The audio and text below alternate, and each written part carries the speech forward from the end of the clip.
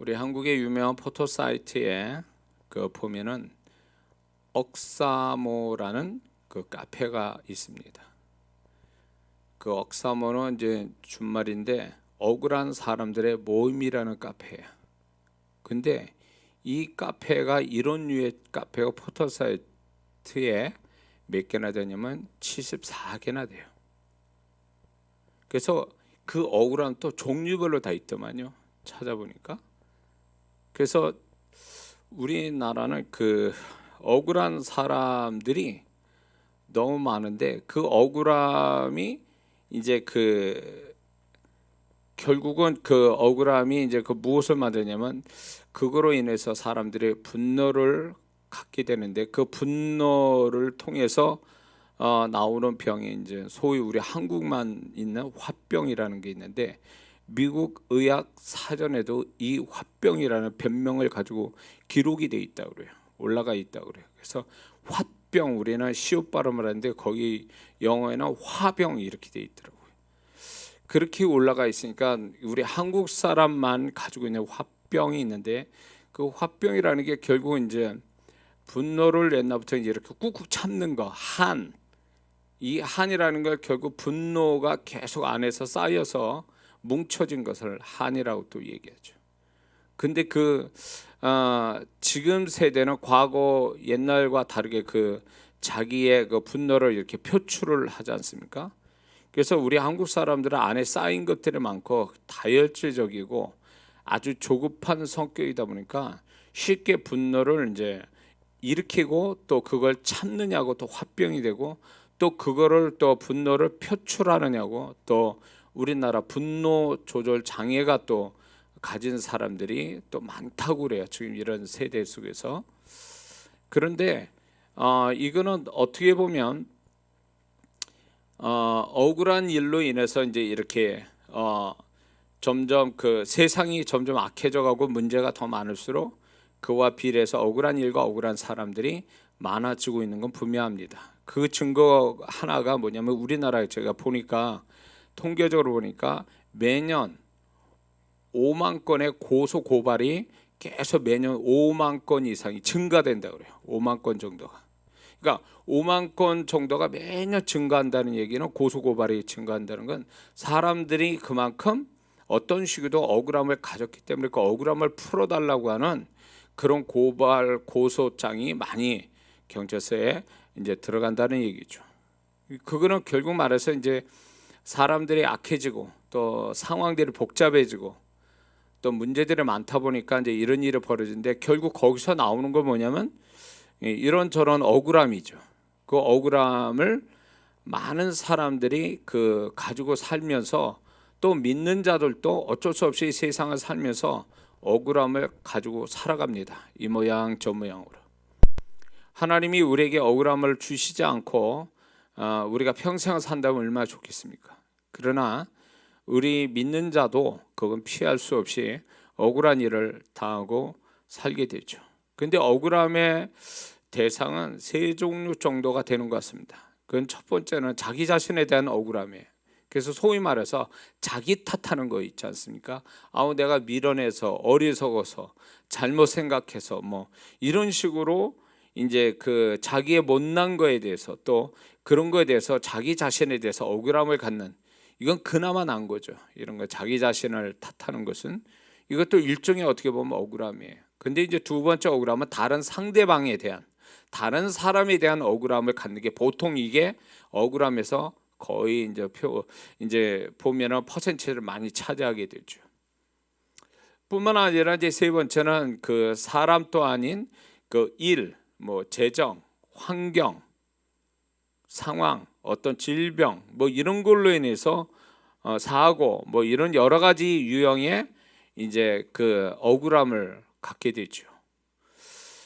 그래서 이런 여러 가지로 인해서 사람들은 억울함을 다 가지고 사는데 구체적으로 좀 억울함을 가지는 원인을 보면 두 가지로 나눌 수 있어요. 그건 첫 번째는 자기 자신의 문제로 인하여 억울함을 가질 수 있다는 거죠. 이거는 좀 객관성이 떨어집니다. 좀 자기 자신의 문제로 인하여 발생되는 억울함이죠.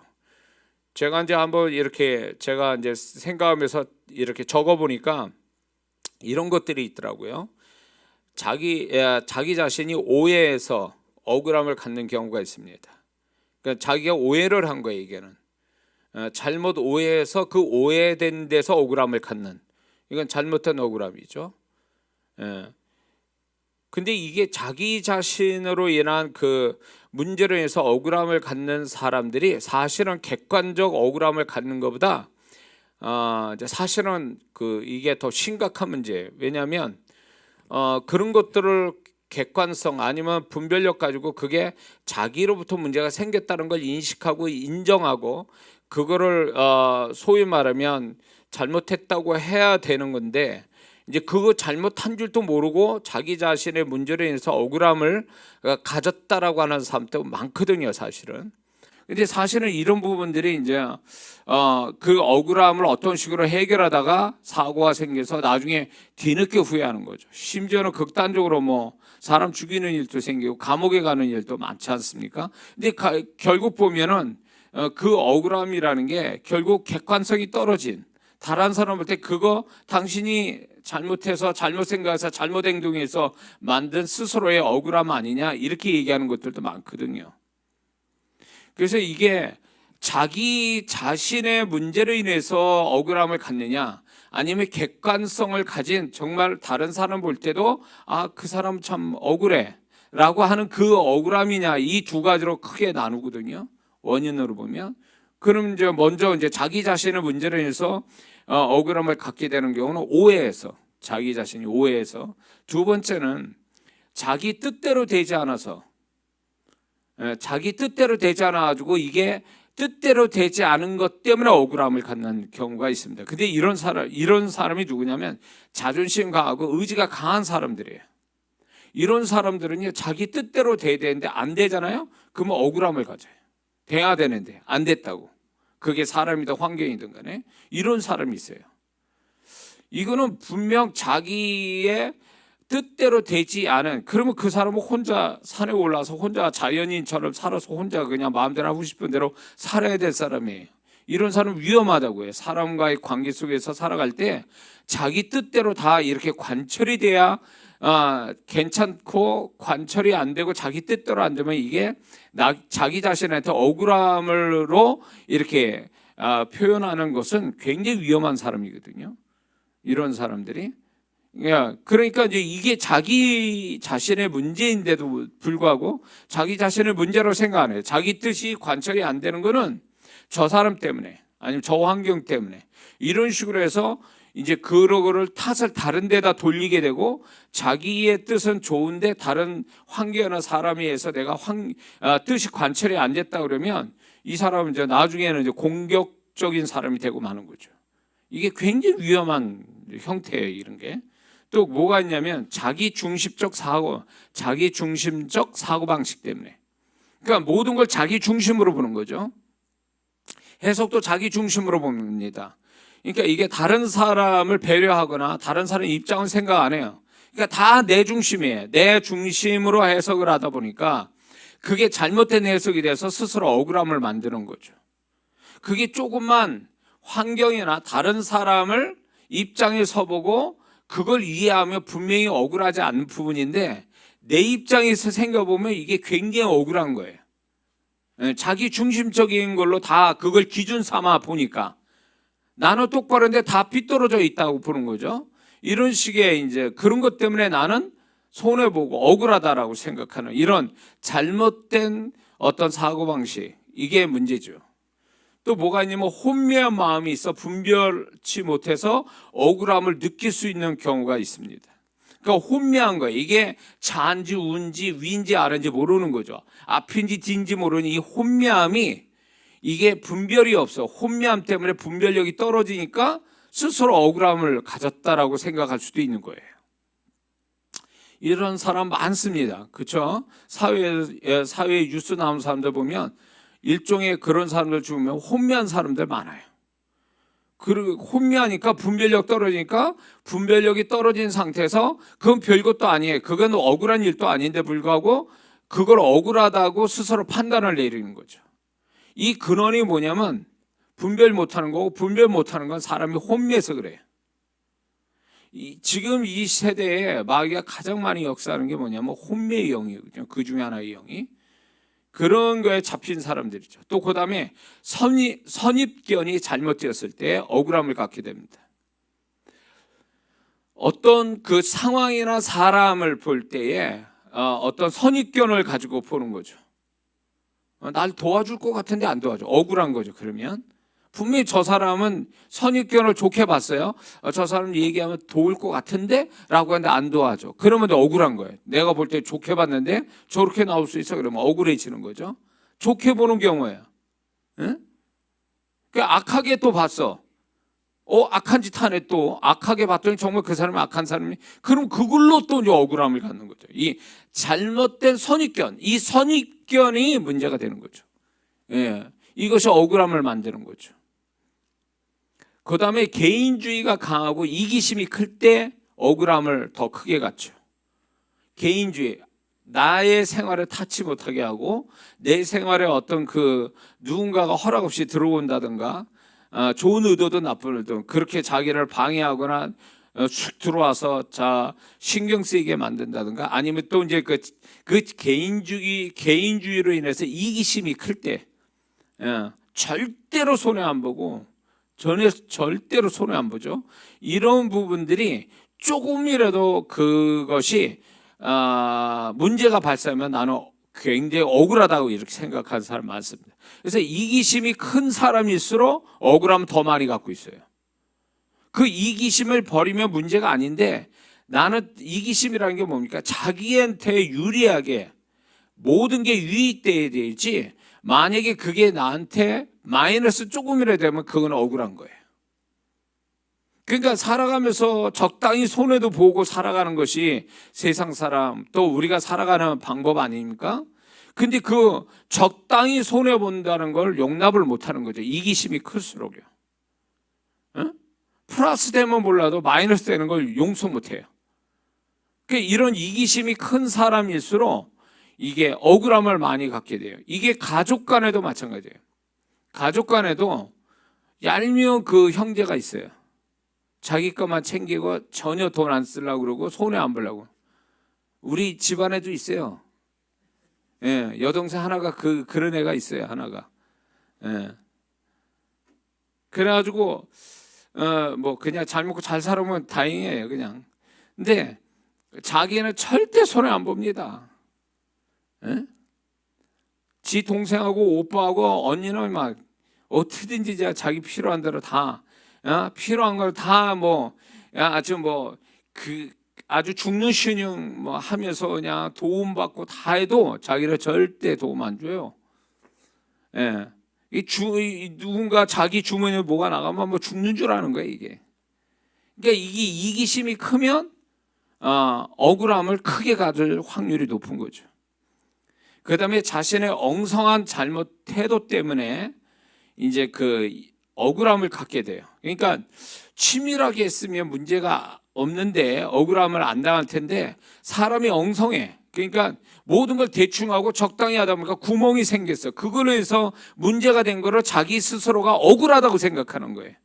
조금만 신경 써서 치밀하게 했으면 되는 거를, 그거 귀찮아가지고 게을러가지고 사람이 이게 뭐든지 뚜문뚜문 이렇게 뭔가 이렇게 입 빠지듯이 이렇게 하는 습관적 태도 때문에 결국은 억울함을 당하는, 억울한 게 아니죠. 자기 잘못된 그 태도 때문에 일 벌어진 거를, 그런 사람일수록 자기는 억울하다 이렇게 생각하는 거죠. 찔림받은 사람이 있을 거예요, 이런 얘기하면. 그 다음에 자기가 심은 대로 거둔 것인데 이것을 알지 못하고 억울해할 때가 있습니다. 소위 말해서 자기가 다른 사람한테 손해보게 해놨어. 그리고 결국 심은 대로 거둬 자기도 손해봤어. 그 손해본 걸 억울하게 여기는 거예요. 자기가 그렇게 남한테 먼저 손해나게 한 것은 생각 안 하고 지금 자기가 손해본 걸 가지고 억울하다고 하는 거예요. 가만히 생각해보면 자기가 옛날에 그 사람한테 손해나게 한 짓은 생각 안 한다는 거예요. 심은 대로 거둔 것 뿐인데, 그렇게 좀 똑똑한 사람 같으면, 지혜로운 사람, 아 그래 내가 옛날에 잘못한 거 그대로 내가 지금 당하고 있구나, 그러면서 아 그래 다음부터 난 잘해야지 이러고 끝나야 될 부분은 지금 여기 지금 손해를 끼친 사람 잡아먹으려고 그러는 거죠. 어? 왜 그러냐고 막 난리를 쳐. 자기 옛날 생각은 안 하고. 이런 경우에 이게 잘못된 억울함이죠. 이게 주관적 억울함을 갖는 거죠. 이런 부분들이. 그래서 우리가 이런 게 있어요. 억울함을 갖는다면 생각을 해봐야 돼. 내가 옛날에 누군가를 억울하게 만드는 게 있는가 생각해 봐야 돼요. 없는 가운데 억울함이면 그거는 이제 정말 진짜 억울함인데, 객관적 억울함인데, 이게 과거에 그렇게 억울하게 만들어 놓고 자기가 당한 그걸 가지고 억울하다 그러면 이 사람은 모르는 거죠. 잘못된 거죠. 자기의 잘못 생각하고 있는 거죠. 요셉이 만약에 보디발의 집으로, 그 보디발 집에 거기에서 노예로 있을 때 형들이 나한테 그랬어. 내가 형들한테 뭘 잘못했다고? 나는 형들 때문에 내가 이 지경이 돼서 억울함을 딱 가졌다고 치면 어떻게 될까요? 그러면 바로 총리까지도 못 되죠. 그냥 죽는 거예요, 노예로. 억울함을 많이 가진 사람이 나중에 또 얘기했지만, 그 억울함을 가진 사람, 그 억울함을 풀지 않으면 문제가 심각해집니다. 나중에 그 억울함을 풀지 않으면 뭐가 되는지, 바이러스균과 같아서 그게 나중엔 자기를 죽인다는 걸 몰라요. 요셉이 그나마 자기가 보디발의 집에서 내가 뭐가 문제인지를 알았기 때문에 자기 자신을 고쳐 먹으니까 하나님이 함께 하신 거죠. 만약에 복수심으로 가득 찬 자에게 하나님이 함께해서 형통케 하셨겠습니까? 그건 아니잖아요. 그러니까 요셉의 자신이 그렇게 된 거를, 그래 어쩔 수 없는 거야, 내가 그렇게 형들이 그럴 수밖에 없게 내가 만들었다, 이렇게 생각했기 때문에 그가 그걸 인정했기 때문에 그가 하나님 앞에서 자기 자신을 변화시키고, 그래서 하나님이 함께 하신 자가 됐지, 이 형들에 대한 복수심에 가득 찼다면 아마 노예로 탈출했을지도 몰라요. 노예로 탈출해가지고 뭐 하다못해 헤엄쳐서 지 동네 가든가 뭐 이렇게 해서 할 수도 있는 거잖아요. 근데 요즘 그러지 않았다라는 게 이게. 그래서 이 억울함을 갖는다라는 게 정말 객관성이 있게, 나는 진짜 억울한 게 아니라 당할 일을 당했다라든가, 이 억울함을 쉽게 버리게 되면 좋을 텐데, 그걸 만약에 계속 가지고 있다라면 그 사람은 어쩌면 자기 생명까지 죽이는 바이러스균을 자기 안에 이렇게 침투하도록 놔두는 것과 똑같다는 얘기죠. 또 이런 문제가 있습니다. 기억이 왜곡돼서 억울함을 갖는 경우가 있어요. 특히 어릴 때라든가, 아니면 이 기억이 분명히 그가 뭔가 어려움을 겪었는데, 그 어려움이 사실은 자기 잘못으로 생긴 어려움인데도 불구하고 기억이 왜곡돼 가지고 자기가 잘했는데도 나한테 잘못돼서 내가 억울함을 가졌다라는 기억의 왜곡으로 인해서 억울함을 갖는 경우가 있어요. 기억이 잘못됐다 그거죠. 그러니까 우리의 기억이 사실은 믿을 수가 없는 거예요. 사실은 그게 정확한 사실인지 알 수는 없는 거예요. 지나간 과거에 대해서. 이게 전후 모든 상황들을 다 살펴서 그거를 봐야 되는데, 우리의 기억은 내 중심으로 해석을 하게 되고 내 중심으로 기억하다 보니까 이게 기억 자체가 왜곡이 되는 수가 있어요. 그래서 그 기억의 왜곡이 결국 자신을 그걸 당연하게 받아들여야 되는 거를 내가 억울한 일을 당했다라고 생각하는 부분들이 있습니다. 이런 분들이 분석이 안 되잖아요. 주관적인 억울함은, 이 주관적 억울함은 하나님께 인정 못 하시는 거예요. 그러게 되면 억울함 못 풉니다 이거.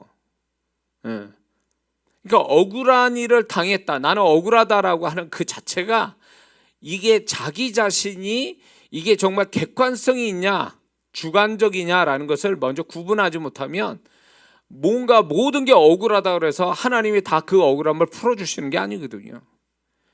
하나님이 인정하지 않는 억울함은 자기 죽이는 거예요. 그거는 자해를 하는 거죠. 그 억울함 자체가. 이게 잘못된 자기로 인해서 문제가 생기는 거. 그다음에 욕심이 발동해서 더 받지 못하고 더 얻지 못해서 이제 욕심이 작동해서 이런 현상이 일어난 거죠. 더 받아야 되는데 못 받았어. 근데 이제 이 욕심이라는 게 그 정도면 됐는데 더 받아야 된다는 이 욕심이 못 받아서 더 받지 못해서 오는 억울함 같은 게 있을 수도 있어요. 근데 그게 이제 소위 말하면 자신의 욕심에 의해서 억울함을 만든 거죠. 이 정도면 된 건데 그게 모자르다고 하니까 이게 억울하다고 생각하는 거죠. 광야 1세대처럼 사막에서 물이 없어서 물 없어서 3일길을 갈 수밖에 없는 거 당연한 얘기 아니에요? 근데 뭘 억울해? 그건 무슨 원망을 할 일이냐고. 그게 당연한 거 아니에요? 사막에 물이 없어서 그렇게 갈증을 느끼는 거야 뻔한 건데, 이 광야 1세대는요 문제가 뭐냐면 이 피해의식, 자기는 손해보고 있다. 애굽의 종살이가 그들에게 어떤 피해의식이라는 것은 결국 그게 습관성이 되고 체질이 됐다는 얘기거든요. 그것이 애굽에서 체질된 게 이제 광야에 나와서도 그게 그렇게 된 거예요. 사막에 물 없는 거 당연하지. 먹을 거 없는 것도 당연하지.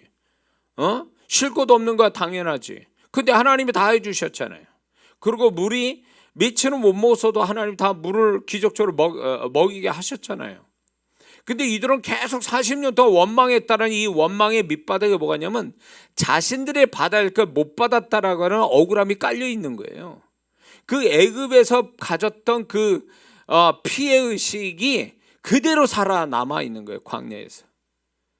자기 스스로 망한 거지 뭐. 그건 망한 거예요. 그러니까 이런 자기 주관적 하나님도 인정 못하는 억울함을 갖는다는 건 굉장히 위험하다. 그거는 자기 자신을 자해하는 것 같다라는 것을 잊지 말아야 됩니다. 객관성을 가져야 돼. 분별력을 가져야 됩니다. 그러면 객관적으로 억울할 만한 경우는 있습니다. 분명히. 지금 이렇게 살펴보면 지금까지 수고한 것이 헛수고될 때 억울하죠. 그 다음에 남에게 오해를 받을 때 억울합니다. 정당한 이유 없이 손해를 볼 때 억울하죠.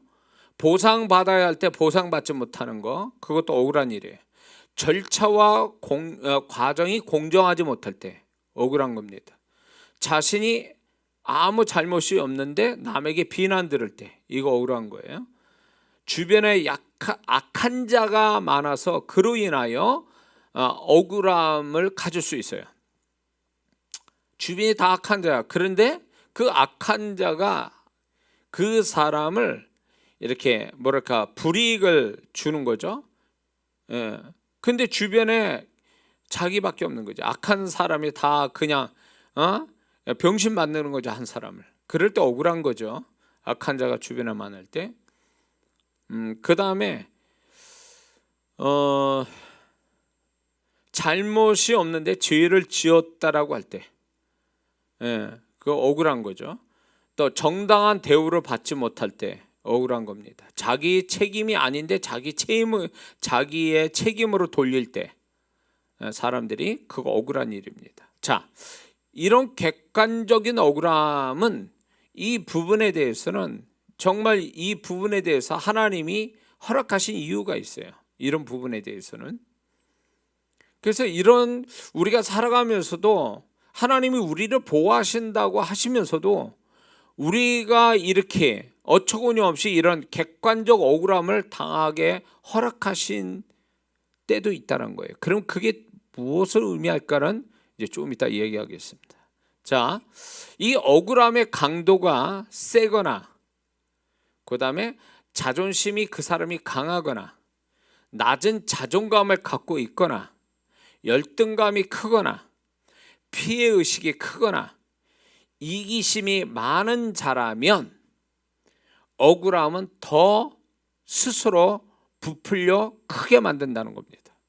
자, 이 억울함 자체는 객관성을 가질 때도 10 정도밖에 안 돼요. 근데 지금 얘기한 이 억울함이 어떤 자존심 강하고 낮은 자존감, 열등감, 피해의식, 이기심 이런 것들이 많은 사람은 100으로 만들고 1000으로도 만들어요. 이런 게 위험한 거예요. 이런 것이. 근데 이렇게 잘못된 그 내면을 가진 사람이 억울함을 크게 부풀리는데, 이런 사람들도 결국은 이 억울함이 사실은 한번 일회성 억울함으로 이렇게 되어지는 게 아니라, 사실은 이 억울함을 부풀리는 데는 기질적인 문제도 있지만 사실 그 억울함이 반복돼서 와서 그게 억울함을 더 크게 만드는 경우도 있습니다. 이거는 무엇을 얘기하냐면, 억울함을요 그때그때 풀었어야 되는데 안 풀어서 이게 그냥 그 산비탈에서 눈이 올 때 그 눈사람 만든다고 공을 만들어서 그 밑으로 굴릴 때 그냥 굴러가면서 눈덩이가 커지는 거와 똑같은 원리예요. 그때 안 푸니까, 그때마다 억울함을 안 푸니까 이 억울함이 계속 쌓이고 쌓여서 나중에는 그 안에 이제 그 사람의 기질도 바꿔놓고 그 별거 아닌 억울함도 크게 부풀리게 만드는 이런 위험성을 갖게 되는 거죠. 그래서 우리가 이게 객관적인 억울함이냐 주관적 억울함이냐, 이걸 잘 분별을 해야 됩니다. 그래서 우리가 단적으로 내가 주관적 억울함을 이렇게 갖게 됐다면, 하나님께서는 이제 이런 사람들이 기도할 때 하나님 나 억울합니다, 뭐 어쩌고 저쩌고, 나는 멀쩡한데 저 사람이 나를 힘들게 만들어요, 뭐 그런 기도 많이 합니다. 나는 정의로운데 저 사람이 불의를 나한테 행했어요, 뭐 하나님께 고자질을 그런 식으로 합니다. 근데 문제는 뭐냐면, 이렇게 기도하는 사람들이 사실은 하나님도 동의를 하실 수 있는 거냐는 거예요. 분명히 우리의 기도는 무엇을 얘기하냐면, 하나님의 뜻을 분별하는 것이 기도 속에서 있어야 되는데, 하나님의 뜻을 분별하지 못한 채 내 주장만 하는 기도가 돼버리니까 그게 나중에는 하나님도 응답 안 하시는 기도가 돼버리고 마는 거예요. 그러니까 기도는 자기 주장을 하나님께 강조하는 게 기도가 아니에요. 기도라는 건 설령 처음에 내가 내 주관적인 뜻을 가지고 기도를 한다 할지라도, 기도를 계속하다 보면 성령께서 그 기도를 지도와 인도를 하게 되면 하나님의 뜻을 알려주시거든요. 어떻게 해요? 야, 네 뜻은 그건데 내 뜻은 이거야. 너는 잘못이 없다고? 너는 잘못이 있어. 이런 걸로. 그러면서 이 기도 속에서 수정하고 이 사람의 생각을 바꿔주고, 그래서 기도 패턴을 바꿔주는 게 기도 속의 성령의 사역이신데, 이런 걸 지도를 안 받는 거죠. 인도를 안 받는 거죠. 나만 억울하다는 거야. 나만 억울하다는 거죠. 그러니까 하나님 어떻게 해주세요? 막 이렇게 얘기해요. 그 기도는 100번 1000번 해도 응답 못 받습니다. 왜? 그게 자기는 의롭고 다른 사람 다 불의하다라는 것은, 그거는 내가 볼 때 그 사람은 잘못 인식하고 있는 거예요. 상황을 잘못 인식하는 거예요. 억울하지 않은 걸 억울한 것처럼 자기가 얘기하고 있는 거죠. 이거는 굉장히 심각한 분별력 떨어지는 성도의 모습이에요. 그래서 이렇게 상담하게 이렇게 들어보면요, 어떤 때는요, 처음에는 나는 이제 그 목회 처음 초반에 부부 문제가 있어가지고 뭐 와이프 되는 집사님 와서 얘기할 때 집사님 말이 다 맞는 것 같아서 막 맞장구 쳐주다 남편이 나왔어요. 남편이 얘기해보니까 또 남편 말이 또 맞아. 야, 그래가지고 뭐 남편 말을 또 들어주다 보면 이게 뭐 어디가 이게 정말 이걸 어떻게 판단할지도 또 모르겠는 거예요. 그래서 한 번은 제 이제 목회 좀 실수 부분인데, 집사님이 은혜 받고 막 이러는데 뭐 와서 상담을 하는데 남편 뭐 문제를 막 얘기하길래 같이 맞장구 쳐주고 막 이렇게 얘기했어요.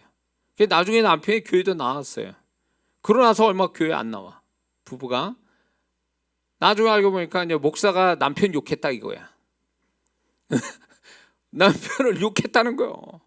남편을 막 비난했다는 거예요. 그게 부부 사이가 좋아지다 보니까 이 와이프 대신 집사님이 남편한테 목사님이 이런 얘기 했더라, 당신에 대해서. 그래서 남편이 열받아서 그러니까 이제 와이프 집사님도 그 영향 받아가지고 목사 잘못된 줄 알고, 예. 그래서 제가 초반 때 그랬어요. 목회 초반 때. 예. 야, 이거 이렇게 얘기하면 안 되는구나. 이렇게 들어줬다는 안 되겠구나. 그래서 그거 반만 듣고 남편 불러오세요. 남편 얘기 또 들어보게. 이렇게 쌍방간의 얘기를 들어야 이게 정확한 얘기가 되지. 한쪽만 듣다가 난리치는 거야 이게. 잘못되는 거야 이게. 어? 그래서 이게 어떻게 보면 그 본인의 그 손해 본 부분을 크게 부풀려 가지고 내가 많이 손해 본 것처럼 얘기하는 이 주관적 억울함은 믿는 자들이 이렇게 돼 버리면요, 하나님 또 이런 사람 감당 못 합니다. 하나님 은혜가 없어져요, 이런 사람은요.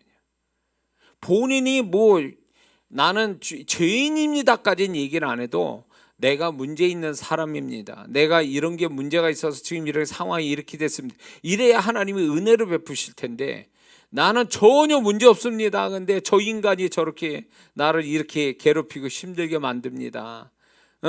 나는 잘하려고 그러는데 환경이 안 도와줘요. 이런 식으로 자기는 하나 문제가 없는 것처럼 얘기하는 이거, 특히 이게 이런 사람이 어떤 사람이 그러냐면 완전주의, 완벽주의, 이런 사람들이 이런 식으로 얘기해요. 나는 최선을 다했습니다. 나는 할 만큼 했는데 안 알아줘요. 못 믿어요. 나를 우습게 봐요. 나는 최선을 다했는데 나보다 못한 저 인간이 나를 무시하고 비난하고 나를 억울하게 만들어요. 이런 식이에요. 자기 의의가 강하고 자기 완벽주의를 사고방식을 가진 사람들이 이렇게 해요.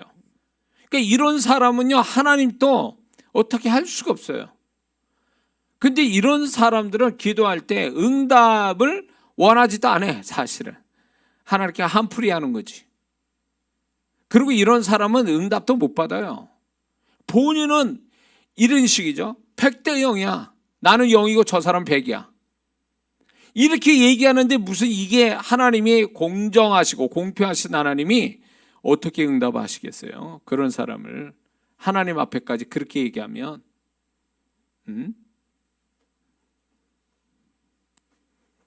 다윗이 시편에서 자기 잘났다고 자기 의가 충만하다고 그렇게 얘기만 했습니까? 다윗이 뼈가 흐물어질 때 흐물어질 만큼의 하나님께 자기가 얼마나 하나님께 잘못됐는가를 그는 절절히 자기의 잘못도 하나님께 정말로 인간이 표현할 수 있고 표현할 수 있는 거기까지 또 가질 수 있는 감정 다 가지고 하나님께 그렇게 고백하고 있거든요. 그게 하나님이 다윗을 좋아하실 이유가 되는데 오늘날 이게 자기 의가 충만해, 자기 교만이 충만해, 자기 사랑이 충만해. 이러니까 이런 사람은요 절대로 자기가 문제 있다고 생각 안 합니다. 그러니까 이런 사람이 자기는 문제 없다고 하니까 다른 사람 조그만 어떤 문제가 발생돼서 나한테 조금이라도 좀 기분 나쁘게 했다면 다 억울한 거예요. 그냥 그렇게 지나갈 수 있는 거를 나도 그럴 수 있으니까 못 견뎌야 하는 거죠. 억울한 거예요. 자, 그래서 하나님이 우리 스스로가 억울함을 갖는 것은 결국 갖게 하신 것은 나의 어떤 그 잘못된 모습을 발견해서 그것을 고쳐 주시기 위해서 우리에게 억울함을 허락하시는 거거든요. 그러니까 어떤 상황이 어떤 사람이 나를 억울하게 했다면 그 억울함이 나는 그 사람과 그 상황에 눈을 두고 있지만 하나님은 나에게 눈을 두고 계시는 거예요. 상황에다 눈을 두시는 게 아니고 그 상대방의 사람을 두시는 게 아니라. 왜? 결국은 나에게 초점을 두고 하나님 그 일을 허락하신 거니까 분명히 억울하다라는 것 때 우리는 가만히 보면 억울하게 객관적 억울함이 있을 수는 있어요. 그러나 그 객관적 억울함도 사실은 하나님이 내가 뭔가 하나님이 이 속에서 나를 향한 메시지가 있다. 내가 뭔가 문제가 있기 때문에 이런 일도 허락하시는 거다. 객관적 억울함도. 그러면 분명히 거기에서 내가 미처 알지 못했던 것을 발견하고 또 그런 것들을 회개할 거리가 되고 고칠 기회가 되는 거거든요. 근데 단지 나는 문제가 전혀 없는데 저쪽에서 나를 억울하게 만들었다 해서 모든 걸 그 바깥의 탓으로 돌리게 되면 나 때문에 하나님이 억울함을 허락하신 하나님의 메시지를 전혀 못 듣는 거죠. 그리고 하나님이 우리에게 억울함을 허락하신 이유는 더 중요한 건 뭐냐면 우리가 주님의 생애를 살게 하시기 위한 하나님의 뜻이 거기 있기 때문에 그래요. 우리는 주님의 뒤를 따르는 자라거든요. 그러면 주님의 생애를 우리도 살게 하시려고 성령이 우리를 이끌어가는 데서 만나지는 경우가 억울함이에요. 예수님만큼 억울한 분이 어디 있어요? 응? 그래서 주님의 생애를 살도록 우리를 억울함을 허락하시는데, 이제 이 얘기는 뒤에 가서 또 하겠지만, 억울함이 생기면 그거를 계속 놔둬버리면 어떤 문제가 생기냐면 내적으로 이렇게 문제가 생기는데, 내면에 문제가 생기는데, 이 억울함은 뭐를 가지냐면 공격적 성향을 갖게 만들어요. 절대로 이 억울함을 가진 사람이 이렇게 조용히 있는다? 절대 그렇지 않아요. 뭐가 딱 그 억울한 부분을 건들기만 하면 이 사람은 공격적으로 나옵니다. 그 사람한테 대들기도 하지만 대들지 않아도 이 사람은 말로도 마음으로도 공격을 하고 있는 거예요. 그래서 이 억울함은 사람을 공격적인 사람으로 만들어버려요. 뿐만 아니라 억울함이 반복되면 그 사람은 피해의식이 생깁니다.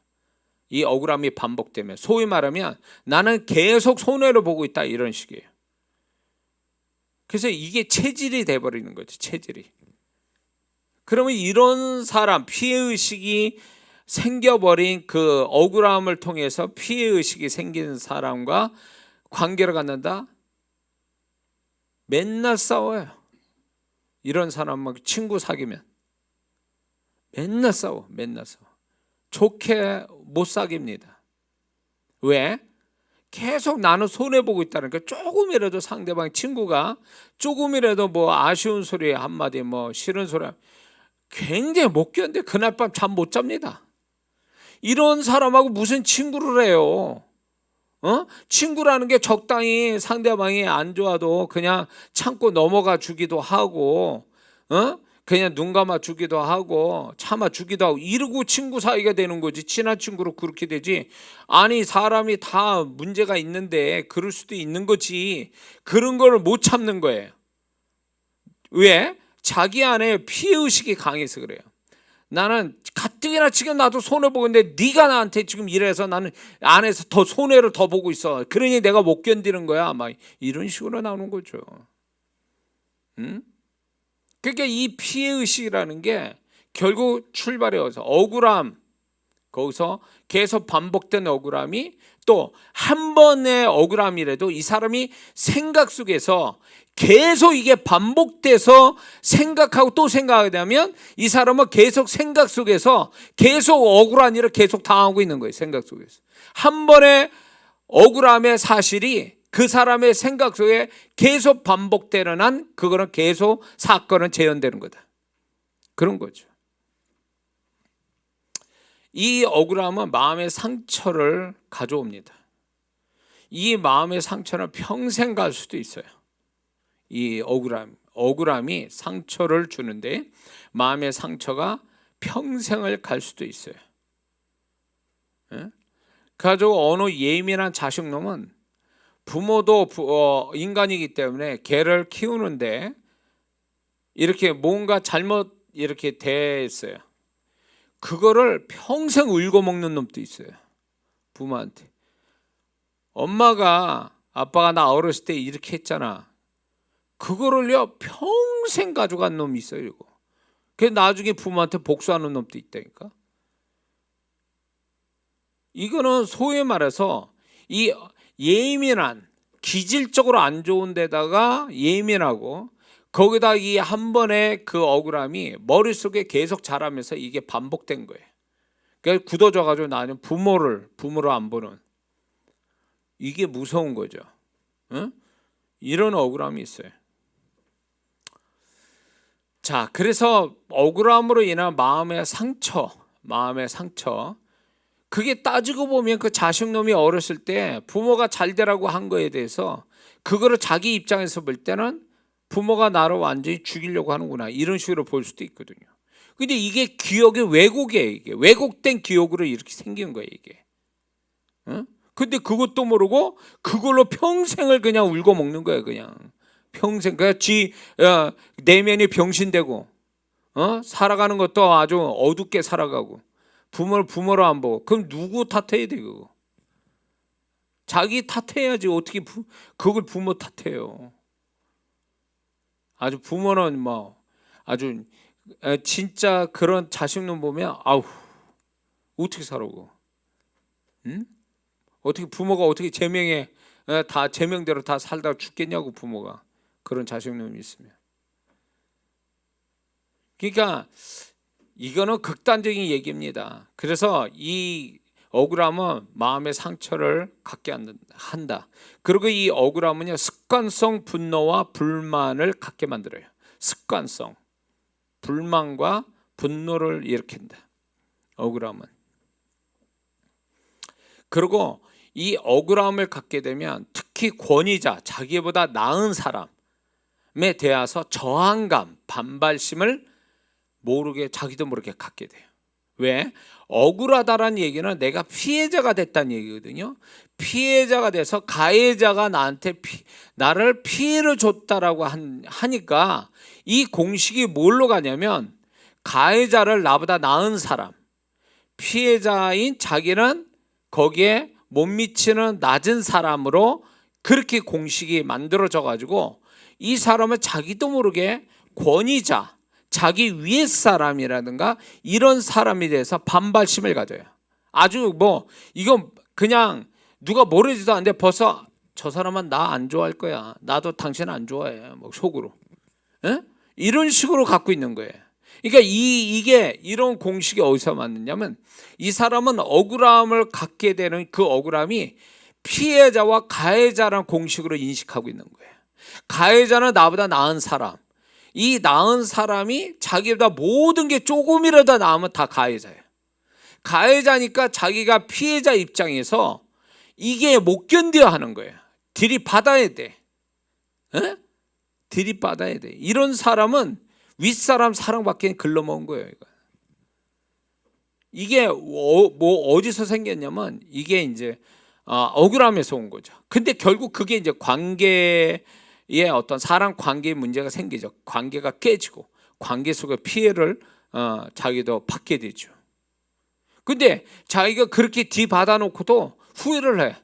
근데 그 후회를 하는 원인은 못 찾는 거죠.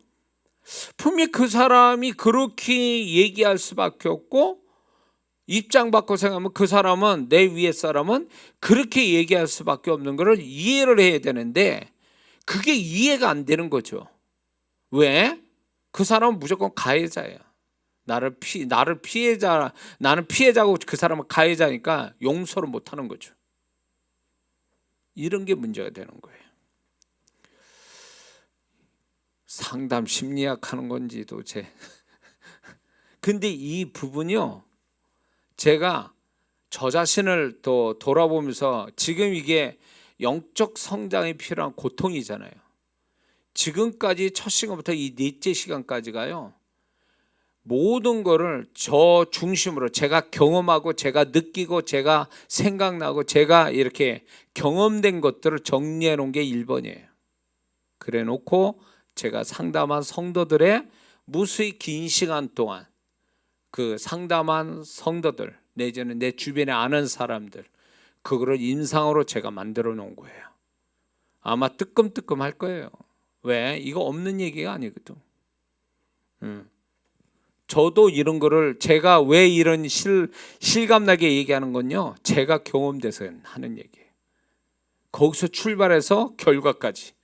그러니까 이게, 이거 목사인데도 불구하고 이런 것들이 내재되어 있는 내 모습에 내가 황당하기도 하고 하나님은 다행스럽게 내가 분별할 수 있는, 분석할 수 있는 능력 주셔서 이게 이렇게 되는구나 라는 것에 대해서 하나님이 이거를 분별시키고 깨닫게 하신 것은 이런 거에 아직도 헤어나지 못하고 여기서 뱅뱅 도는 성도들, 영혼들이 있기 때문에 거기서 벗어나라고 지금 이 얘기를 실감나게 하는 겁니다. 임상적인 결과를 가지고. 자, 이 억울함을 갖게 되면 부정적 성향이 강해져요. 부정적 성향이 강해진다는 거예요. 사람을 믿는 자는 점점 긍정적 성향이 강해져야 가야 되는데 이 억울함을 많이 갖게 되면 부정적 성향이 강해진다는 거죠. 그 다음에 억울함을 많이 갖는 사람치고 감사할 줄을 몰라요. 왜? 당연하게 여겨요. 당연하게. 모든 게 당연한 거야. 야, 나는 여지껏 피해보고 있어. 그러니 나한테 뭘 잘해주는 건 그건 당연한 거지. 내가 피해자니까. 이런 식으로 생각하는 거예요. 나는 불쌍한 사람이야. 나는 피해자라고. 그러니 당연히 나를 도와줘야지. 이렇게 생각하는 거예요. 그게 억울함이라는 자기 피해의식이 있는 거죠. 나는 피해자야, 나는. 그러니 당연히 보호받아야 되고 도움받아야 되고 난 잘 돼야 되고 당신들이 그렇게 나한테 하는 건 당연한 거야. 그래서 감사할 줄 몰라요. 억울함을 가진 사람은요. 그래서 조금 뭐 안 도와주고 뭐 어쩌고 그러면요, 억울해하는 거죠. 그게 발동이 되는 거예요. 발동이에요. 왜 난 피해자인데 왜 아무것도 안 해줘 나한테? 이런 식이죠. 심각해요. 이 광야 1세에서 나타난 모습에 이게 또. 그리고 문제가 뭐가 있냐면요, 악한 복수심을 갖는다는 거예요. 억울함을 갖게 되면 시간이 지날수록 뭘 갖냐? 악한 복수심을 갖게 돼요. 복수를 하고 싶은 거예요. 선한 복수심이 있고요, 악한 복수심이 있어요. 선한 거는 뭐냐? 선한 복수심은 그래, 나한테 그래서 내가 잘 돼서 내가 너한테 복수한다. 이거는 선한 복수심인데 이 악한 복수심, 너 죽인다 말이지. 이런 식으로 나누는 게 악한 복수심이죠. 그러니까 이 억울함 속에는 자기 피해의식 같은 게 있으니까 이게 자기가 피해자라는 의식이 있다 보니까 이거를 복수해서 내가 바꿔야 된다. 아니면 가해자를 뭉개야 이게 가해자가 피해자가 되고 내가 가해자가 돼야 나는 이게 복수하는 거다. 이런 식으로 생각을 하는 거죠. 구도가. 그러니까 이 억울함이라는 것은 결국 이제 사람을 내면을 아주 피폐하게 만들어요. 그래서 억울함을 그때그때 풀지 않고 억울함을 버리지 않으면 어떻게 되냐? 두 가지 현상이라는데 첫 번째는요, 다른 억울함을 계속 가지게 된다는 거예요. 그러니까 하나로 출발된 억울함이 이 억울함을 버리지 않고 계속 살아남으니까 이게 뿌리가 돼가지고요 계속 가지치게 하는 거예요. 다른 쪽으로. 그러니까 다 억울함이 계속 생기는 거야. 이 사람은 이 억울함이라는 최초의 뿌리를 뽑아내지 않는 한 이 사람은 계속 다양한 억울함을 계속 만들어내는 거죠. 그게. 자, 근데 여기서 중요한 게 뭐냐? 이 억울함을 갖게 되잖아요. 그러면 자기가 억울함을 풀지 않으면요, 그런 유사한 기운들이 바깥에 흐르고 그런 기운들을 불러들여요. 그게 유유상종이 되는 거야. 그래가지고 이 사람이 억울한 일 당하면요 계속 억울한 일만 당하는 거야. 왜? 그렇게 말할 것이고 그렇게 또 행동할 것이고 그런 눈빛으로 그렇게 말을 할 거니까 그게 계속 주변에 그 억울한 기운을 불러들이는 거지. 그래서 자기를 억울할 사람은, 자기를 억울하게 만들 사람을 불러들이는 거예요. 상황들을 불러들이고. 그러니까 계속 다양한 억울함이 생기는 거예요. 그래서 이 하나의 억울함이 이걸 그때 뿌리를 못 뽑으면 계속 다양한 억울함을 만들어낸다는 거죠. 또 두 번째, 이게 더 심각한 거예요. 시간이 갈수록 더 큰 어려움을 만들어내요. 더 큰 억울함을 만든다는 거예요. 더 큰 억울함. 이게 굉장히 무서운 거예요. 그래서 이 더 큰 억울함이라는 게 지금 사이즈로 볼 때 이게 뭐 10밖에 안 되는 건데 시간이 갈수록 이게 눈덩이처럼 커져가지고 이게 더 큰 억울함을 자기가 만들거나 상황이 아니면 사람이 나를 그렇게 만들어 버려요. 왜? 그 작은 억울함이 결국은 그게 이렇게 저렇게 막 이게 이제 굴러다니면서 그 사람 내재되든가 아니면 그게 흘러가지고 그런 더 큰 것이 막 굴러 들어오든가 둘 중에 하나 생겨버리는 거죠. 가든가 오든가 그런 게. 그래서 이 억울함은 길게 갈수록 안 좋아요. 그때 풀어야 돼요. 다윗처럼 하나님 앞에 그때 막 풀어야 돼요. 막 몸부림치면서 풀어야죠. 어? 자, 성경에는 억울함을 가진 하나님의 사람들이 나옵니다. 그런데 그들은 또 억울함을 잘 해결했어요. 자, 좀 그런 사람을 좀 보겠습니다. 아브라함이 아내의 일로 인해서 바로와 아비멜렉에게 억울하게 아내를 빼앗길 뻔했죠. 그러고 나서 그런 일이 두 번 다시 없었죠. 하나님이 주권적으로 막았기 때문에 불행한 일은 벌어지지 않았어요. 근데 왜 아브라함이 이런 억울함을 이제 결국 어떻게 풀었냐 할 때 그런 하나님 앞에서 이제 두 가지죠. 거짓말을 버리는 거. 두 번째, 그 거짓말보다 더 중요한 두려움 갖는 거. 사람에 대한 두려움을 갖는 거. 이거를 버림으로 인해서 이 억울함이 두 번 다시 생기지 않았다는 거죠. 그 이후에 그런 일이 없었잖아요. 그건 뭐예요? 아브라함이 이거에 대한 두 번의 일로 인해서 하나님 앞에 이 자신이 억울함을 당하는 사건에 대해서 이거를 어떻게 해결해야 될지를 알고 있었던 거죠. 하나님을 더 신뢰함으로 해서 두려움이 사라지고 그 두려움이 없으니까 사람 앞에서 거짓말도 안 하게 되고 그런 것들이 결국 그 본인의 억울함을 그렇게 해서 풀어간 거죠. 복수심이 있다면 싸웠겠죠. 근데 그게 아니잖아요. 그렇죠? 그다음에 이삭이 그랄 골짜기에서 이제 아버지의 샘을 파는데 자꾸 이제 신나 에색 뭐 이런 식으로 팠는데도 불구하고 이제 억울하게 그 샘이 막히고 이제 또 다른 데를 가야 되는 이런 문제가 생겼죠. 그래서 하나님이 르호봇이라는 더 큰 샘을 만나게 됨으로 이제 종결이 저지는데 그러면 이삭이 속이 없는 사람도 아닐 텐데 왜 이 억울함을 어떻게 해결했을까라고 가만히 묵상해 보면 이런 거 두 가지가 있어요. 하나는 기회는 또 있다. 두 번째, 싸우는 것이 최선은 아니다. 그러니까 이 이삭은요, 지나간 거는 지나간 대로. 노래 가사인데 지나간 것은 지나간 대로 의미를 놔두고 이 이삭은 앞을 본 거예요. 더 기회는 있다. 이런 식이죠. 그런 마음과 싸우는 것만이 최선은 아니다라는 이것이 자신의 억울함을 이제 이렇게 해소시키는 하나의 계기가 됐고 그래서 르호봇에서 하나님이 더 큰 샘을 만나게 한 거죠. 자, 정신 나가거나 미치거나 바보가 아닌 속도 없는 사람 아닌 이상에 어떻게 그런 일 당하면서 그냥 대들지 않고 그냥 피해서 다니겠냐. 이거는 분명 간단하게 얘기하지만 사실은 그 과정 속에 속 뒤집어지는 일 아닙니까? 셈이라는 거는 그때 당시에 유목민에 있어서는 생명과 같은 거예요. 큰 재산이라고.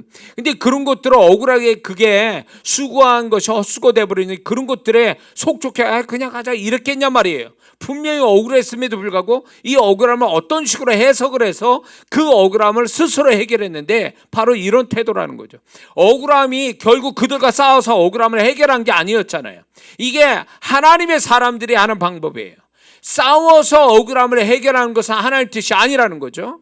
아브라함이 아니라 베드로가 예수님 잡아가는 그 대사 하속들이 그 예수님 잡아갈 때 하인들의 말고의 길을 잘라버렸잖아요. 베드로가 억울하잖아요. 예수님을 데려가는 게 아무 잘못도 없는데 그럴 때 예수님이 뭘 했어요? 귀로 만져주십시오. 칼을 쓴 자를 칼로 망한다.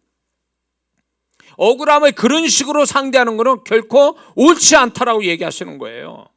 그러니까 믿는 자가 억울함을 그런 식으로 모든 걸 세상 방법 차라리 너 가해자지 나 피해자야. 그래 너 한번 바꿔보자. 내가 가해자다고 너 피해자 대봐라라고 그렇게 하는 그거는 하나님이 인정 못하는 하나님이 축복할 수 없는 하나님이 원하지 않는 방법이라는 걸 베드로를 통해서 말씀하고 있는 거죠. 야곱을 보세요. 야곱이 삼촌 라반의 횡포로 20년 동안 정당한 보수를 못 받았어요. 그럴 때 하나님이 주권으로 그가 부자가 되죠. 그러면 야곱은 20년 동안 월급도 10번씩이나 바뀌고 결국 못 받았는데 그 야곱이 어떻게 이 억울함을 풀었을까요? 그의 고백, 삼촌에게 말하는 고백 속에 이런 게 있어요. 창세기 31장 42절에 보면 하나님이 함께 해주셔서 이런 얘기예요. 두 번째, 자신의 수고를 하나님이 보시고 이런 얘기예요. 자, 하나님이 함께 하신 걸 알고 하나님이 자기 수고한 걸 보셨다라는 이 의식이 그가 삼촌 라반에 대한 억울함을 풀 수 있었던 모습이에요. 그러니까 하나님이 축복하시는 거예요. 야곱이 어떤 사람이에요? 자기 형도 아버지를 소유하면서 자기 이득을 취한 사람인데 어떻게 바보도 아닌 이상이 20년간 그렇게 악질 삼촌에서 일을 그렇게 할 수 있냐 말이에요.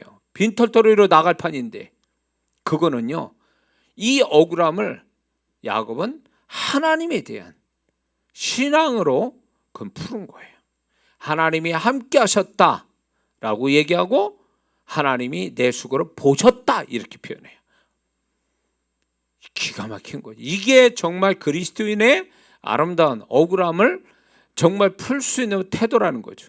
믿는 자가 억울함을 계속 가지면서 나는 피해자야 이런 식으로 해가지고 하나님께 복받긴 틀렸다 그 얘기예요. 적어도 그 억울함을 허락하신 하나님의 뜻을 알았다면 그 억울함을 버리되 그 억울함을 파쇄시킬 수 있는 이 이삭과 내지는 야곱과 같은 이런 어떤 신앙적 어떤 해석을 통해서 그걸 깨트려야지 자연적인 상황을 통해서 억울함을 풀려고 하는 건 세상 사람이 하는 거고 그렇게 안 풀리면 계속 억울함을 계속 가져갈 거냐 말이에요. 평생을. 그러면 그게 하나님 앞에 그게 축복이 되겠냐 말이에요. 징계지 오히려 징계받지 그러다가. 상황으로 억울함을 해서 해결을 보려고 기다리는 자는 꿈 깨세요. 그런 성도는. 절대 그런 일 안 해요. 이렇게 야곱같이 하나님이 함께 하시고 내 수고를 하나님이 보셨다는 이 신앙만 있다면 야곱 같은 결말은 우리가 가질 수 있다는 거죠. 할렐루야. 뿐만 아니라 요셉을 보세요. 요셉이 형들에 팔리고 보디브라 아내의 모함을 받고 술 맡은 관원장이 도와줬는데 2년 늦게나 아무 소식이 없고 사실은 이게 요셉은요 얼마나 억울하겠어요. 이런 부분들이. 근데 이거는 집안 유전이에요. 아브라함도 그런 억울함 받았죠. 이삭도 그런 억울함 있죠. 야곱도 있었죠. 그 다음에 요셉까지. 이 집안 내력이에요. 그래서 만약에 억울함을 가진다면요 뭘 해야 되냐면 죽기부터 해야 돼요. 집안의 이 억울함을 계속 가져다 주는 귀신들을 죽게 해야 돼요. 희한하죠. 아브라함의 집안이 그랬단 말이에요. 그래서 이걸 가르쳐 주는 거예요. 그런 것도 유전이 될 수 있다. 그래서 기도하라는 거죠. 그런데 여기서 요셉이 어떻게 이 억울함을 풀었을까 할 때에 그런 자신의 변화를 가져오고 자기가 인정한 거죠. 잘못된 태도를 인정하고 자신의 삶에 최선을 다하는 태도, 그리고 영적인 자세를 잃지 않는 것, 이것이 반전을 가져오게 된 거죠. 억울함을 정말 풀 수 있는 기회를 주신 거죠. 그러니까 이 요셉도 결국 신앙으로 푸는 거죠. 만약에 복수심으로 가득 찬 자가 영적인 은사가 있겠습니까? 꿈푸는 은사? 그리고 사람의 복이 따르겠냐 말이에요. 아니거든요. 그러니까 이게 결국 요셉은 결국 이제 그 어떤 신앙, 자신의 변화, 내면의 변화와 신앙, 그 다음에 최선의 삶, 자기 주어진 상황에 이런 것들이 억울함을 스스로 깨트리는 것이 된 거죠. 요나로 보세요. 요나도 제입폭격해서 결국 바다에 던지음을 받죠. 근데 그냥 던져라 나를. 나 때문이야. 던져라. 무슨 얘기예요? 이 요나가 사람들에 의해서 이제 자기가 재물이 되는 거에 대해서 억울하잖아요. 내가 요나가 무슨 죄가 있어? 제입폭격했는데 뽑혔어. 던지면 맞는 거 죽는다는 얘기거든요. 그런데 그래도 거기에 그렇게 태도로 보인 것은 이 요나가 자기의 불순종, 하나님 앞에 불순종을 인정할 때 그 억울함을 그냥 해소할 수 있었던 거죠. 자신의 억울함을요. 억울하잖아요. 그럼에도 불구하고 그 억울함을 내가 불순종했기 때문에 이런 일이 생긴 거야 라고 그거를 받아들인 거야. 죽음을 불사하고 죽을 걸 각오하고 내가 하나님께 불순종했기 때문에 이런 일이 벌어졌다. 당신들 죽기 전에 내가 나를 던지면 당신들은 산다 라고 하는 거에 대한 적어도 자기 불순종을 인정했기 때문에 그 자신의 억울함을 그런 식으로 해결할 수 있었던 거죠. 다윗을 보세요. 다윗이 자기 아들 압살롬에 쫓기는 신사가 됐을 때 시므이가 사울의 그 가족 중 그 친척 중에 시므이가 막 저주를 해버리죠. 그때 아비새가 저거 죽이겠다고 그렇게 할 때 놔둬라 했어요. 저주하도록 놔둬라. 그러면서 그 다윗이 사무엘하 16장 12절에 가서 이렇게 얘기합니다. 이 저주로 인하여 여호와께서 손으로 나를 갚아줄 것이다. 다윗이 억울했잖아요. 가뜩이나 아들에 의해서 쫓겨나는 신세대인데다가 거기다 시므이가 알지도 못해서 저주를 했단 말이에요. 근데 다윗은 그냥 놔두라면서 하나님이 나를 손으로 갚아주실 거야. 이런 마음에 그 다윗의 억울함을 안 갖게 된 거죠. 자기의 억울함을 그런 식으로 또 풀 수도 있었고요. 그래서 결국은 사무엘하 19장에 가보면 시므이가 자기 잘못을 인정하잖아요. 다윗한테 와가지고. 이게 진짜 선한 복수지. 그렇죠? 그러니까 다윗은 그 억울할 수 있는 거를요 그냥 하나님이 알아서 나에게 손으로 주실 거라는 긍정적 해석을 함으로 해서 억울함을 안 갖게 된 거죠. 가졌다 해도 푸른 거죠. 이런 생각으로. 이해가 되십니까? 자, 그런데 예수님만큼 억울한 분이 어디 계셔요? 그렇죠? 하나님 자리를 버리시고 이 땅에 우리를 구원하시기 위해서 오셨는데 요한복음 1장 10절에서 11절을 보니까 그가 세상에 계셨으며 세상은 그로 말미암아 지은 바 되었을 때 세상이 그를 알지 못하였고 자기 땅에 오며 자기 백성이 영접지 아니었다라고 말씀하고 있어요. 아니 이런 창조주가 화녀에도 정말 진짜 이거 다 못할 일을 그 예수님이 왔는데 예수님을 못 알아보고 영접도 안 했다. 이거만큼 억울한 일이 어디 있어요? 거기에다가 예수님은 이사야 53장 3절을 보니까 그는 멸시를 받아 사람들에게 버림을 받았으며 강고를 많이 겪었으며 질고를 아는 자라 마치 사람들이 그에게 얼굴을 가리우는 것 같이 멸시를 당하였고 그분이 그럴 이유가 뭐 있냐고요. 이것만큼 억울한 게 어디 있냐고요. 저는 이걸 보면서 철저하게 예수님은 억울한 어떤 출생, 억울한 어떤 환경, 억울한 외모 모든 게 억울함으로 덩어리로 젖은 분이었다라는 걸 전 그렇게 생각해요. 그래서 그 그림을 그리는 중세시대 때 예수님을 그림을 그릴 때 예수님이 굉장히 정말 근엄하시고 막 진짜 미남으로 그리는데 절대 그렇지 않아요. 예수님의 이사야 말씀으로 비춰보면요. 그리고 사람들을 무시할 정도면 평범 이하였다라는 거죠. 그 외모가. 배우지도 못했다고 그랬어요. 나이 30대인데 50이 안 된 네가 이랬거든요. 그러면 얼마나 고생을 했으면 쩌드러 고생했으면 예수님의 얼굴 이렇게 무식한 얼굴 고생해서 얼굴에 쩌드른 얼굴 주름지고 그리고 외모가 잘나지 못한 가난한 그 예수님의 모습은 결국 하나님이시면서 억울함 덩어리로 사셨던 거예요. 그분이. 그런데 그 예수님이 결국은 어떻게 됐습니까? 죄인 취급으로서 억울한 재판도 정상적인 재판이 아닌 재판을 받으시고 죄인으로 십자가에서 죽으시잖아요. 억울한 죽음이시잖아요. 세상적 관점으로 보면. 그런 상황에 주님은 어떻게 하셨느냐? 우리 오늘 본문이 그거예요. 그 억울함을 담담히 받아들이셨다는 거죠. 물론 우리 구원을 위한 거지만 인간적 관점, 세상적 관점으로 보면 기가 막힌 거죠. 그러나 예수님께서는 그거를 담담히 받아들이시면서 억울하게 만든 그 사람들을 위해서 기도해 주시고 용서를 구하고 있는 그 모습을 보이죠. 그리고 예수님은 그 억울함보다 더 집중되신 거는 그분을 향한 예언의 말씀을 응하기 위해서 그 말씀에 더 집중하고 계셨다라는 거죠.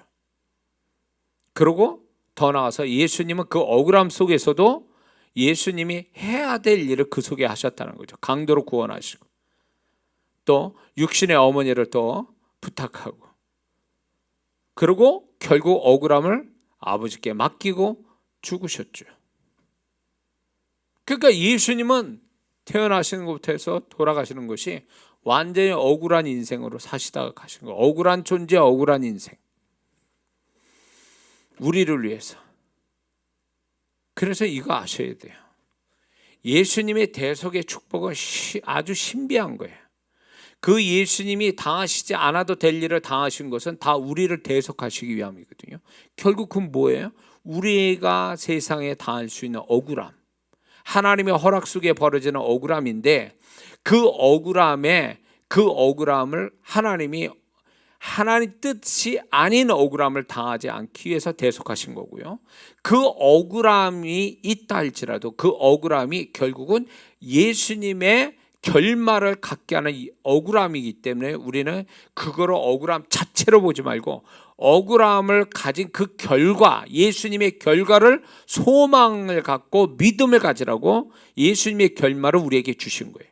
자, 예수님 결말은 뭡니까? 결국은요, 세상 사람이 예수님을 억울하게 죽이셨지만 하나님은 3일 만에 예수님을 부활시키시잖아요. 놀라운 반전이죠. 놀라운 반전이에요.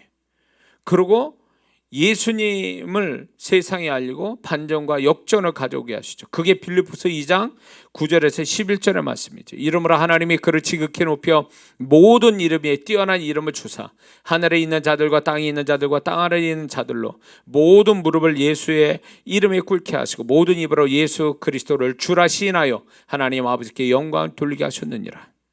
아멘.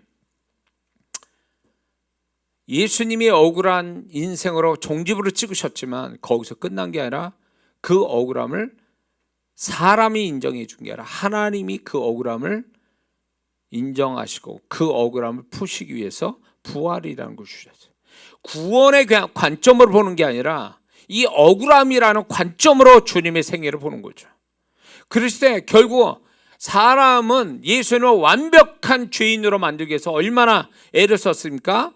대제사장과 서기관들, 그 정치인들과 그 로마의 총독으로 돼서 예수님을 얼마나 억울한 죽임으로 만들어서 끝을 보려고 했지 않았냐 말이에요. 그러나 하나님은 그 억울함을 반전시키잖아요. 이 예수님의 부활과 예수님의 그 죄인임이 아니라 만주의 주가 되게 하신 이 하나님의 이 결말은요, 오늘 우리가 억울하게 살아가는 억울함에 대한 하나님이 우리에게 소망의 메시지를 예수님 통해서 주시는 거예요. 네가 정말 예수의 뒤를 따라가는 자라면 너는 예수의 그 끝을 너도 보게 될 것이다. 굉장히 중요한 거죠. 그렇다면 하나님은 우리에게 억울함을 허락하신 이유가 뭘까요? 주님과 대비해서 이거예요. 주님을 묵상하게 하여 주님 마음을 알게 하려고 억울함을 우리에게 허락하신 거예요. 억울함을 가질 때 주님을 묵상해 보란 말이죠. 주님은 얼마나 그 억울함을 가지셨는가, 그때 그분이 어떤 마음을 가지셨는가를 우리가 조금이라도 그분의 마음, 억울하신 그럼에도 불구하고 그 억울함을 가지셨음에도 불구하고 그분이 가지신 그 마음을 우리에게 부어주시기 위해서, 그거를 알게 하시기 위해서 우리에게 억울함을 허락하신 거죠. 그리고 억울함을 이길 수 있는 십자가 은혜를 우리에게 주시기 위해서 억울함을 허락하신 거예요. 우리 스스로가 억울함을, 그 마음을 해결할 수 없으니까 예수님이 십자가에서 그 억울함을 그분은 해결하셨잖아요. 그분이 억울함에서 승리하셨잖아요. 그 내면에서부터. 그런 십자가 은혜, 억울함을 내면에서 그거에 영향받지 아니하시는, 그 억울함을 풀어내시는 그런 주님의 십자가의 그 은혜를 우리에게 주시기 위해서 억울함을 허락하신 거예요. 우리가 백날 우리 부패한 마음 가지고 억울함을 해결할 수 있습니까? 안 돼요. 우리 마음 가지고 그냥 죽었다 깨나도 안 돼. 해결했다 해도 그때뿐이고, 돌았으면 또 다시 그 사람을 보거나 그것만 기억하면 다시 그 억울함은 또 일어나거든요. 안 돼요. 이 억울함은 주님으로만이 가능한 거예요. 주님의 억울함, 그거를 대속하시고 그 억울함을 푸셨던, 그 억울함에서 자유하셨던 그 예수님의 십자가에서 보여주신 그것이 우리한테 은혜로 와야 그게 비로소 우리는 억울함에서 자유할 수 있다는 거죠. 그리고 주님의 생애를 살 수 있게 기회를 주시기 위해서 억울함을 주신 거예요. 우리가 억울한 일을 당하면, 저도 진짜 어떤 면에서 보면 제 생애에 목회에서 사역 속에서 정말 진짜 이거는 하나님 보실 때 내가 잘못 없는데 주님의 뜻대로 사역한 거에 대해서 나를 매도하고 오해하고 이런 것들로 인해서 제가 엄청난 피해를 보고 지금까지 왔는데, 하나님 반전을 시키시거든요.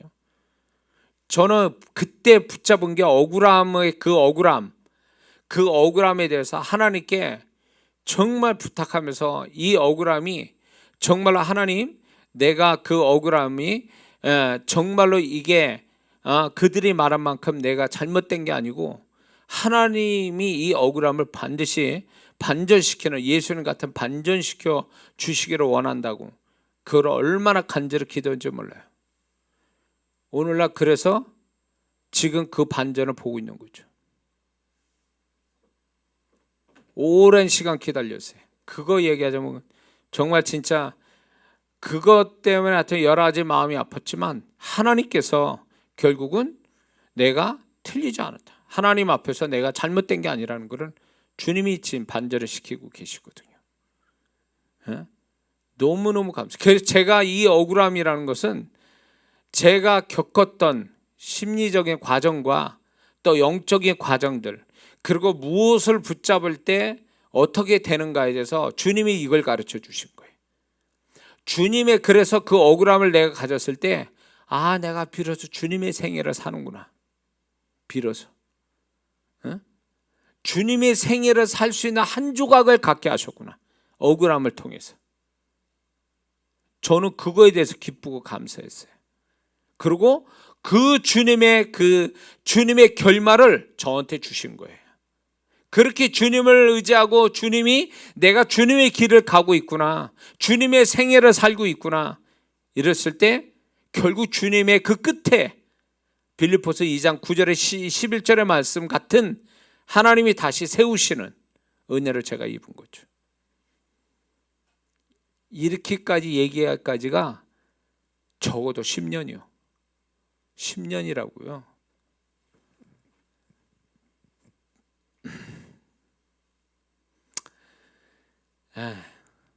자,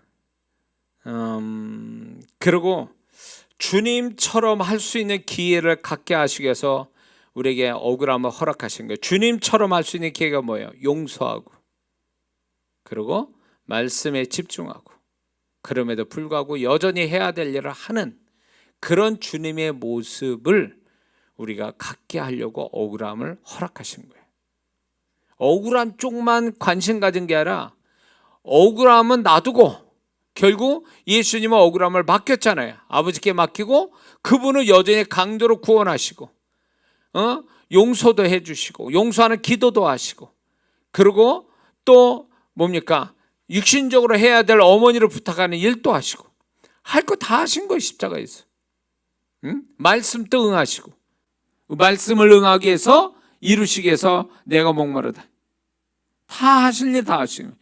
그러니까 이 억울함을 가진 사람들이 문제가 뭐냐면 거기에다만 초점을 크게 두고 있는 거예요.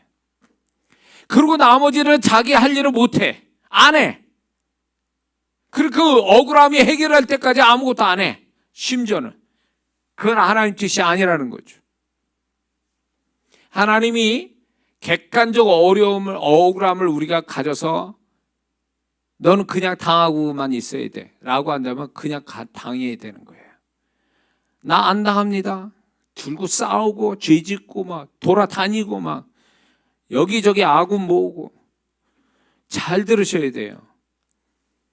이게요, 하나님이 너 당하라고 주시는 거면요 가만히 있어요. 그게 그분의 뜻을 순종하는 거예요. 근데 난리치고 돌아다니고 뭐 이거를 비유하자면 이런 거예요. 어렸을 때에 하여튼 야산이 있어요. 우리 동네에, 시골 동네. 근데 거기에 그때 동네 아저씨들이 개를 잡아 드셔. 한여름에 그 야산에서. 그러면 이제 우리는 이제 소일거리가, 그 어린 나이에 뭐 재미나는 게 뭐 있습니까? 지금같이 없어요. 그러면 이제 동네 아저씨들을 왁작지껄해 가지고 막 산에 가. 그 야산에 가가지고 강아리 개 한 마리 끌고 가는 거예요. 그래서 개를 잡는 거지, 산에서. 근데 이 한때 이렇게 구경거리처럼 이렇게 보다가 이 아저씨가 어설펐는지 개를 한 방에 죽여가지고 이제 이렇게 개를 잡아야 되는데 이게 어설프게 친 거야. 그래가지고 개가 확실히 죽질 않고 이게 이제 빗 맞아가지고 얘가 고통스러워가지고 막 소리 질러가면서 도망간 거예요 또. 그 도망가면서 동네방네 소리를 치고 다닌 거예요 이 개가. 그러면 이제 우리들은 재밌다고 그러는 거죠. 뭐 흉하기도 하고 재밌다고 그러고.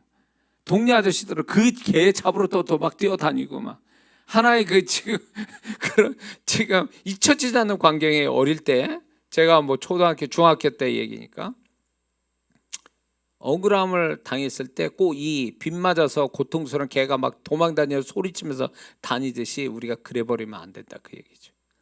하나님이 이미 허락된 일을 어떻게 내가 그거 아니라고 난리를 치면서 한다고 그게 나아질 것 같습니까? 절대 그렇지 않아요. 당해야 돼요. 당하면서 하나님 허락한 객관적 억울함에 당하면요 주님을 묵상해야 돼요. 주님은 어떻게 하셨는가? 주님의 마음, 억울함을 극복하신 주님의 마음 달라고 기도해야 되고 주님의 결말을 달라고 기도해야 되고 그리고 정말로 내가 죄짓지 않게 이 억울함 속에 죄짓지 않게 해주시고 주님 앞에 해야 될 일을 하게 하옵시고 이게 주님이 허락하신 억울함에 보여질 태도란 말이에요. 근데 이게 막 고통스러워가지고 난리치고 돌아다니는 그 개처럼 그래버리면 이거는 정말 하나님의 영광 가리고 그리고 자기는 고생은 고생대로 다 하고 당할 것 더 다 당하고 아무도 영광 받지 못하고 기쁨도 없는 거죠. 결말이 없어. 그러면 이런 사람 뭐냐? 쓰라린 추억으로만 끝나는 거예요. 그러려고 하나님이 우리에게 억울함을 허락하셨겠냐? 절대 아니라는 거죠.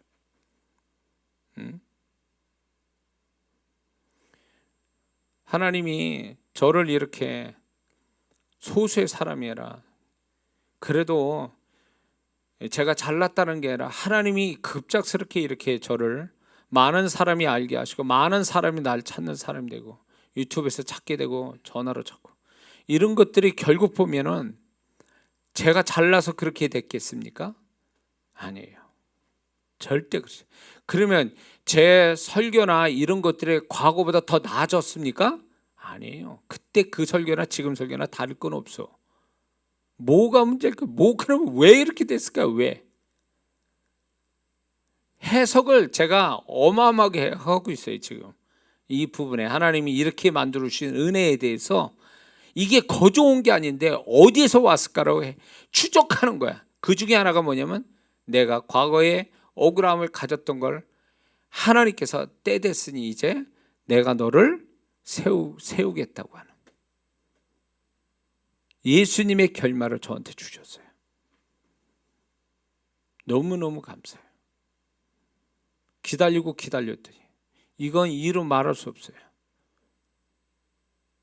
이 부분을 제가 너무 힘든 시간이었지만 하나님이 내가 틀리지 않았다는 거, 주님 앞에 틀리지 않았다는 것을 주님이 이렇게 저를 이렇게 만들어 주신 거에 대해서 제가 잘난 게 아니에요. 다만 주님의 모습처럼 저한테 일종의 보상처럼 주신 거, 견딘 거에 대한, 억울함을 참고 견딘 거에 대한 보상으로 주셨다고 보는 거죠.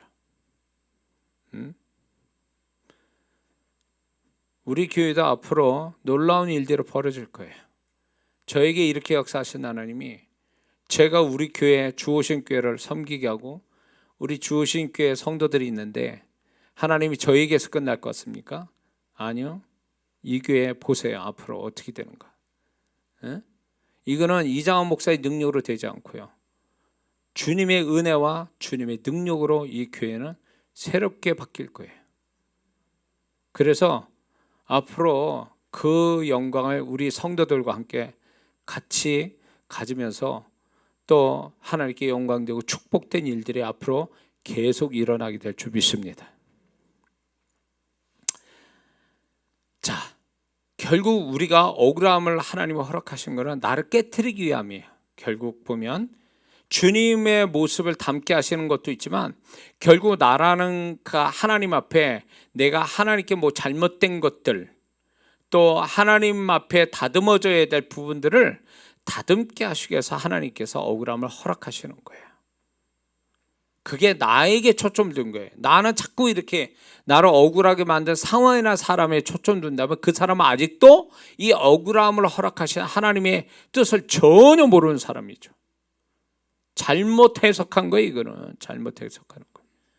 예? 그래서 우리가 억울한 일 당하면 그래서 참 제가 억울함 당했을 때 회개를 많이 했죠. 그때 당시 회개를 많이 했어요. 왜? 나부터 돌아봐야 되니까. 나부터. 그런 게 찾아지더라고요. 또 찾아져서 그렇구나. 예. 하나님이 허락하신 억울함은 그래 당할 일을 당한 거다.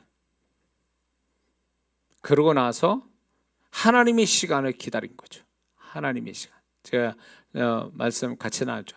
하나님 시간을 기다려야 돼요.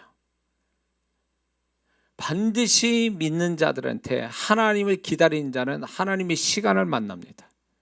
믿습니까? 그 시간이 올 때까지 견딜 수 있는 마음도 주셔요. 인간적인 마음, 세속적인 마음, 죄된 마음을 가지면 그 하나의 시간까지 못 갑니다. 그러나 하나님에 대한 소망을 갖고 말씀을 붙잡은 자는 거기까지 갈 수 있는 하나님의 시간까지 갈 수 있도록 붙잡아 주신다는 거 잊지 말아야 됩니다. 자, 그러므로 이제 마지막으로 정리를 할 때 그러면 억울함을 당할 때 우리의 태도는 어떠해야 될까요? 우리는 절대적으로 억울한 일 당하면요. 나 자신을 먼저 돌아봐야 돼요. 내가 하나님께 요나같이 불순종하고 있는 것이 없는지 죄가 있지는 않은지 이런 것들이 있다면 회개하고 고쳐야 됩니다. 그리고 사단의 역사로 있다면 역사가 이런 식으로 온다면 죽기도 해야 됩니다. 아브라함의 집안에 억울함에 집안 내력이 있듯이 우리 삶 속에 나도 모르게 집안 내력으로 그런 일이 있다면 죽기를 하셔야 됩니다. 두 번째는 하나님의 이 억울함 또 하나님 뜻 안에 있음을 믿고 두려워하거나 분노하거나 절망하지 말아야 됩니다. 죄짓지 말아야 됩니다. 이런 상황 속에 그러면 이렇게 이런 태도를 자꾸 보이게 되면 하나님이 내 편 돼 주시지 않아요. 네? 억울하다고 막 죄짓고 절망하고 하나님 의심하고 원망하고 막 이래버리면 하나님이 그 사람 편 못 대해 주십니다. 그래서 광야 1세대는 그래서 죽은 거 아니에요. 하나님이 그들 편에 대해 주시지 않아가지고. 자, 세 번째는 용서해야 돼요. 뭔가 나를 억울하게 만들어서 피해를 입게 만들었다면 이를 악물고라도 용서를 해야 됩니다. 나 자신을 위해서 용서해야 돼요. 나 자신을 위해서. 예? 자꾸 그게 이제 억울함이 안에 이렇게 살아서 역사하고 있다면요. 그 억울함이 나를 망하게 만드는 거거든요.